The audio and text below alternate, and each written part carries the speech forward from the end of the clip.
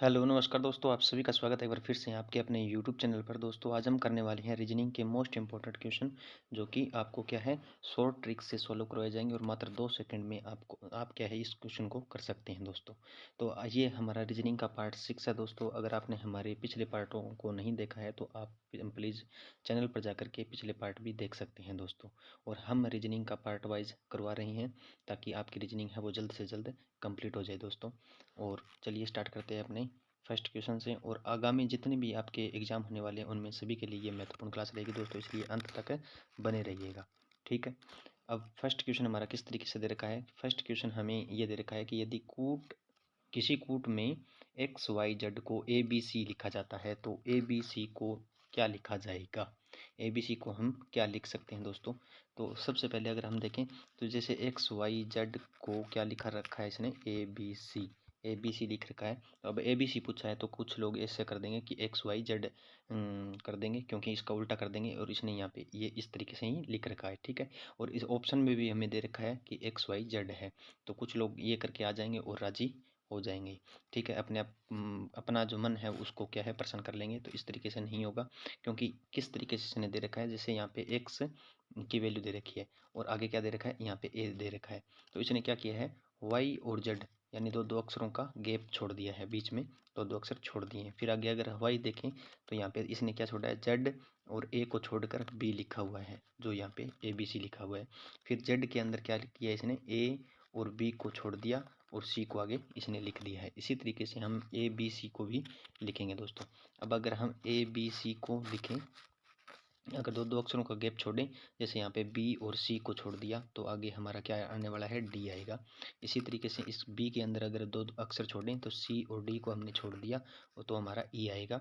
इसी तरीके से सी को अगर हम ऐसा छोड़ें तो सी के अंदर ई डी और सी के अंदर हम डी और ई को अगर छोड़ दें तो क्या आएगा, हमारे पास एफ आ जाएगा। ठीक है, तो हमारे पास वैल्यू क्या आई, डी ई एफ जो है वो हमारे पास आंसर आया है। और ऐसा आंसर क्या है हमारे कौन से ऑप्शन में देखने को मिल रहा है, तो ऑप्शन सी के अंदर हमें देखने को मिल रहा है, जो इस क्वेश्चन का राइट आंसर हो जाएगा दोस्तों।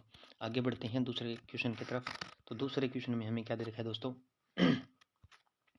नीचे दी गई प्रश्न का सही वेन आरेख बताएं।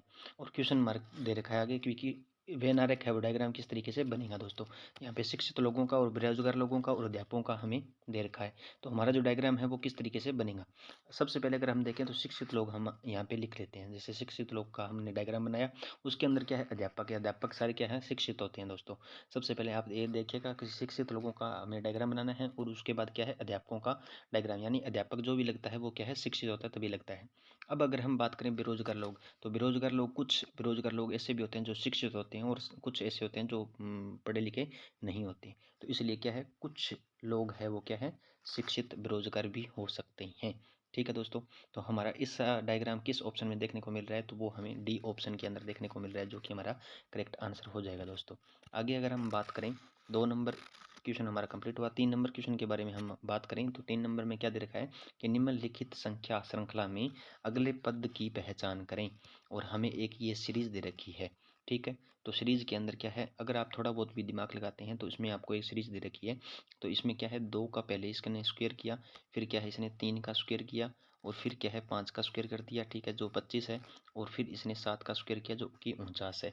अब अगर हम सीरीज की तरफ चलें तो यहाँ पे हम 9 का स्क्वायर नहीं कर सकते दोस्तों। क्यों नहीं कर सकते, क्योंकि इसमें एक चीज़ हमने नोट की कि ये सारी की सारी जो संख्याएं हैं वो क्या है, अभाज्य संख्याएं हैं। ठीक है, अगर 9 का हम देखें तो 9 को अगर हम गुणनखंड करें तो ये 1 से भी विभाजित हो सकता है, 3 से भी हो सकता है, और क्या है 9 से तो होगा ही होगा। ठीक है, अब हमें यहाँ पे अगर देखें 7 की अगर सीरीज देखें, 7 का गुणनखंड करें तो ये 1 से और 7 से ही विभाजित होगा, यानी ये सारी की सारी क्या है, अभाज्य संख्याएं हैं। तो ऐसा नंबर हमें लेके आना होगा यहाँ पे, जो कि क्या है, अभाज्य संख्या ही हो। तो ये क्या है, 9 हम नहीं लिख सकते यहाँ पे, तो ये हमारा गलत हो जाएगा। तो इसलिए हम क्या लिखेंगे यहाँ पे, जैसे 2 का स्क्वायर कर दिया, फिर 3 का स्क्वायर, और फिर क्या है 5 का स्क्वायर किया 25 आ गया, फिर 7 का स्क्वायर किया 49 आ गया। तो हम आगे क्या है 10 और 11, यानी 9 का स्क्वायर हम नहीं लिखेंगे, तो 11 का स्क्वायर लिखेंगे। तो क्या है, 11 क्या है, अभाज्य संख्या है। तो 11 का स्क्वायर कितना होता है, 121 होता है। तो क्वेश्चन मार्क की जगह क्या आ जाएगा, 121 हमारा करेक्ट आंसर हो जाएगा। और ऑप्शन कौन से में दिखाई दे रहा है हमें, तो बी ऑप्शन हमारा करेक्ट आंसर होगा दोस्तों। 3 नंबर क्वेश्चन का 121 बी करेक्ट आंसर होगा। ठीक है, इसी तरीके से हम चौथा क्वेश्चन करते हैं दोस्तों। चौथा क्वेश्चन किस तरीके से हमें दे रखा है, चौथा क्वेश्चन दे रखा है कि निम्नलिखित प्रश्न में उस विकल्प का पता लगाएं जो प्रश्न चिन्ह के स्थान पर आएगा। यानी इस प्रश्न चिन्ह के स्थान पर क्या आने वाला है, वो हमें पूछ रखा है दोस्तों।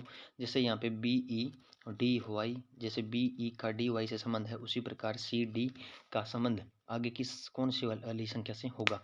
अगर आप एक चीज़ देखें तो यहाँ पे क्या दे रखा है, बी कितने नंबर पे आता है, 2 पे आता है, और ई कितने पे आता है 5 पे आता है।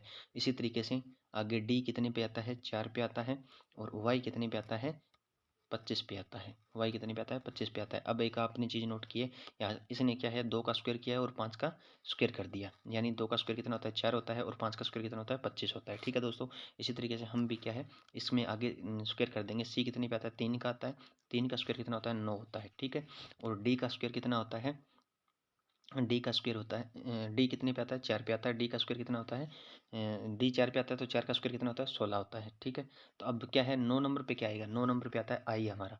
ठीक है, 16 नंबर पे क्या आता है, पी आता है, आई पी। आई पी हमें किस ऑप्शन में देखने को मिल रहा है दोस्तों, तो आई पी हमें देखने को मिल रहा है बी ऑप्शन में। तो बी करेक्ट आंसर हो जाएगा दोस्तों इस क्वेश्चन का। आशा करता हूँ ये क्वेश्चन आपके समझ में आया होगा। आगे हम 5 नंबर क्वेश्चन के बारे में बात करते हैं। तो 5 नंबर क्वेश्चन हमें क्या दे रखा है दोस्तों, निम्नलिखित प्रश्न में उस विकल्प का पता लगाएं जो प्रश्न चिन्ह के स्थान पर आएगा। ठीक है, तो 24 हमें दे रखा है पहले में, और फिर क्या है, 36 दे रखा है, फिर समानुपात दे दिया, फिर 21, फिर आगे क्वेश्चन मार्क दे दिया। तो क्वेश्चन मार्क की जगह क्या आने वाला है दोस्तों, वो हमें बताना है। एक आपने चीज़ नोट की है यहाँ पे, तो ये देखिए कि 2 और 6 सॉरी 2 और 4 को मिलाया इसने। जैसे 2 और प्लस 4 को ऐड कर दिया, तो इसने क्या है, 6 का क्या कर दिया, इसने स्क्वायर कर दिया, फिर क्या आया, 36 आ गया। ठीक है, इसी तरीके से हम भी क्या आगे वाली जो ये संख्या है 21, इसको भी हम ऐड कर देंगे। तो 2 + 1 कर दिया यहाँ पे, तो हमारे पास कितना आया, 3, और 3 का जब हमने स्क्वायर किया तो हमारे पास क्या आया, 9 आ गया। तो 9 किस ऑप्शन में देखने को मिल रहा है दोस्तों, तो 9 हमें डी ऑप्शन में देखने को मिल रहा है। तो इस क्वेश्चन का राइट आंसर क्या हो जाएगा, 9 हो जाएगा, डी ऑप्शन करेक्ट होगा। आगे हम बात करें 6 नंबर क्वेश्चन के बारे में। 6 नंबर में हमें दे रखा है प्रश्न आकृति, ये प्रश्न आकृति है और ये उत्तराकृति है, और हमें क्वेश्चन मार्क की जगह पूछ रखा है कि क्वेश्चन मार्क की जगह क्या आने वाला है। अब अगर हम उत्तराकृति में देखें, सबसे पहले ये देखिए प्रश्न आकृति में, तो सब प्रश्न आकृति में पहले यहाँ पे ये 2 पंखुड़ी सी बनी हुई है, उसके बाद क्या है, दूसरे के अंदर ये इधर हो गई। ठीक है, पहले यहाँ पे ये बीच में दे रखा था, और फिर यहाँ पे अंदर होकर बीच में हो गया डॉट। ठीक है, इसी तरीके से आगे आप डी को देखेंगे, यहाँ पे डॉट बना हुआ है जो बीच के अंदर है, और ये पंखुड़ी इधर है। ठीक है, तो अब पंखुड़ी इस साइड आएगी, यानी पंखुड़ी जो ये है वो यहाँ पे इस साइड आने वाली है। यानी ये यहाँ पे पंखुड़ी सी है, तो यहाँ पे भी क्या है, इस साइड ये आने वाली है। तो अगर हम यहाँ पे देखें ऑप्शनों के अंदर उत्तराकृति में, तो उत्तराकृति में ये सभी के अंदर क्या है, इसी साइड है। तो ये हमारा इस तरीके से हम क्वेश्चन को सॉल्व नहीं कर सकते हैं। ये देखिए यहाँ पे बीच में है, तो यहाँ पे भी बीच में आया। तो इसी तरीके से यहाँ पे ये बीच में नहीं है, तो ये गलत हो जाएगा। यहाँ पे भी ये बीच में नहीं है, यहाँ पे बीच में दे रखा है, तो ये भी गलत हो जाएगा। ठीक है, अब बचे हमारी 2। ये अगर अंदर है, ये अंदर है, तो अब क्या है, ऑप्शन के अंदर यहाँ पे जो क्वेश्चन मार्क की जगह वैल्यू आएगी, वो कौन सी आएगी, वो क्या है, बाहर की तरफ आएगी। तो बाहर की तरफ आएगी, तो ये भी हमारा गलत हो जाएगा। तो ऑप्शन बी एक करेक्ट बचता है, जो कि ये डॉट है वो बीच के अंदर है, और पंखुड़ी भी इसी साइड के अंदर है दोस्तों। तो बी करेक्ट आंसर हो जाएगा इस क्वेश्चन का। ठीक है, आगे अगर हम बात करें 7 नंबर क्वेश्चन के बारे में, तो 7 नंबर क्वेश्चन में हमें क्या दे रखा है कि दिए हुए विकल्पों में से लुप्त संख्या ज्ञात कीजिए। यानी मिसिंग नंबर है। मिसिंग नंबर में मैंने पहले ही बताया था कि जिस तरफ बढ़ता क्रम हो उसी तरफ हम क्या है, क्वेश्चन को सॉल्व करेंगे। तो बढ़ता क्रम किस तरफ है, नीचे की ओर है, तो नीचे की ओर ही हम क्या है, क्वेश्चन को सॉल्व करेंगे। इसने यहाँ पे क्या कर दिया, पहले 1 का स्क्वायर किया, और फिर क्या है, 11 का स्क्वायर कर दिया, और फिर इसमें से -1 की जो ऊपर वाली जो वैल्यू है उसको क्या है, माइनस कर दिया। यानी 1 का स्क्वायर कितना होता है, 1 होता है, और 11 का स्क्वायर कितना होता है, 121 होता है, 121 होता है। इसमें से इसने माइनस किया तो 120 आ गया हमारे पास। इसी तरीके से इसने पहले 2 का स्क्वायर किया है, ठीक है, और फिर क्या है, 7 का स्क्वायर किया है। अगर हम 2 का स्क्वायर करें तो 4, और माइनस क्या है, 7 का स्क्वायर करें तो 49। 49 में से 4 गए तो कितने बचते हैं दोस्तों, 45 बचते हैं। ठीक है, जो कि हमें ये वैल्यू दे रखी है। आगे हम क्या करें, 3 का स्क्वायर किया, और फिर क्या है, 3 का स्क्वायर कितना होता है, 9 होता है, और 5 का स्क्वायर कितना होता है दोस्तों, 5 का स्क्वायर होता है 25।